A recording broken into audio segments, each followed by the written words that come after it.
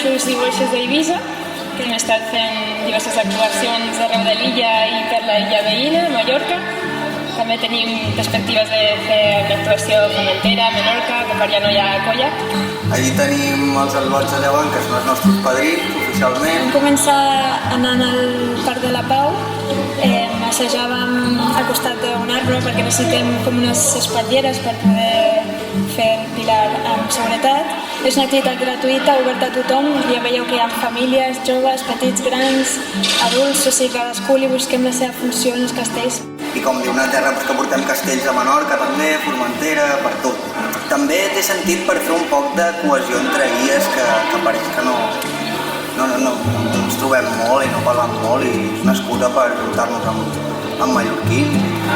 Les persones que estan especialment en Estronc, Pinya i de més del castell implica un esforç quizà una mica més físic, però és veritat que dins una colla castellera hi té cabuda pràcticament qualsevol persona, des de nenes molt petits fins a gent d'una edat més avançada, i hi ha lloc per tothom. És més tècnica que força. I si cau, al final serà un accident i són coses que poden passar, però intentant fer sempre coses dins els nostres límits. A mi m'han dit, no?, una vegada que és casteller, és que això és de fora. És curiós, quan estem en una illa, que totes les cultures tenen el seu lloc i de més, en canvi aquí sembla que s'hem de justificar, no? Dir, nosaltres som d'aquí. Si ets petit, tens el teu lloc. Si ets gran, tens el teu lloc. Pots trobar 3 generacions de la mateixa colla. Els pares, els abuelos i els fills, nets. És protagonisme que tenen els peques. Sí. És a dir, que són qui acaben el castell, qui decideix que acaba el castell i bueno, que al final tot això ho munten perquè ells acabin posant.